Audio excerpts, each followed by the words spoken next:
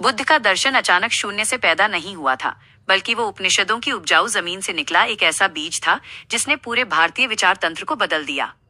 यहाँ बुद्ध, उपनिषद और दर्शनों के बीच के इस बौद्धिक लेन देन का विवरण दिया गया है।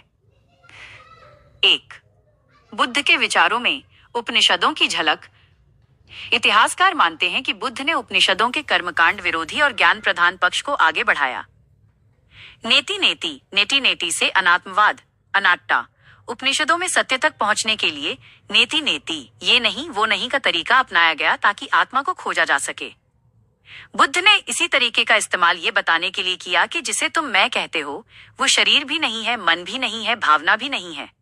उपनिषद जहां अंत में आत्मा पर रुकते हैं, बुद्ध वहां शून्य पर पहुंच गए। दुख और संसार। उपनिषदों ने पहली बार कहा कि यह संसार नश्वर है और इसमें सुख केवल भ्रम है। बुद्ध ने इसी विचार को अपना पहला आर्य सत्य बनाया। सब धन दुख, सब दुख है। पुनर्जन्म और कर्म, जैसा कर्म वैसा फल का विचार उपनिषदों में पुख्ता हो चुका था। बुद्ध ने इसे बिना किसी आत्मा के स्वीकार किया। उन्होंने इसे एक प्रोसेस प्रवाह के रूप में समझाया, जैसे एक मोमबत्ती से दूसरी मोमबत्ती जलती है। 2. सांख्य दर्शन पर बुद्ध का प्रभाव। सांख्य और बौद्ध धर्म को अक्सर जुड़वा माना जाता है। बुद्ध के पहले गुरु आलार कालाम सांख्य के ही विद्वान थे।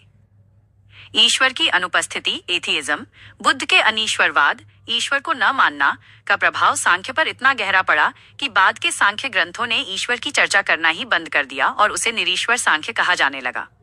दुख का वर्गीकरण। सांख्य में त्रिविध ताप, 3 प्रकार के दुख की चर्चा है। बुद्ध के 4 आर्य सत्य और सांख्य की ये दुख मीमांसा एक दूसरे के बहुत करीब हैं। प्रकृति और पुरुष। बुद्ध की अनित्यता ने सांख्य को ये सोचने पर मजबूर किया कि अगर सब कुछ बदल रहा है तो क्या पुरुष आत्मा वाकई स्थिर है। इसने सांख्य के बाद के आचार्यों को अपनी दलीलों को और वैज्ञानिक बनाने की प्रेरणा दी। 3. न्याय दर्शन पर बुद्ध का प्रभाव। तर्क का युद्ध। न्याय दर्शन, लॉजिक और बौद्ध दर्शन के बीच सदियों तक बौद्धिक युद्ध चला, जिसने भारतीय तर्कशास्त्र को दुनिया में सबसे ऊंचा स्थान दिलाया। प्रमाण का विज्ञान, एपिस्टेमोलॉजी। बुद्ध के अनुयायियों जैसे दिगनाग और धर्मकीर्ति ने न्याय दर्शन के प्रमाणों को चुनौती दी। उन्होंने कहा कि केवल प्रत्यक्ष और अनुमान ही सही प्रमाण हैं।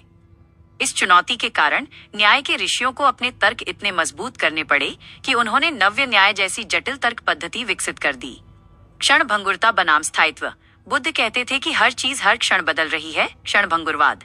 इसके जवाब में न्याय दर्शन ने यह साबित करने के लिए नए तर्क दिए कि चीजें स्थिर, स्थिरा भी होती हैं। बहस की संस्कृति, डिबेट कल्चर। बुद्ध ने अंधविश्वास के बजाय तर्क, रीजन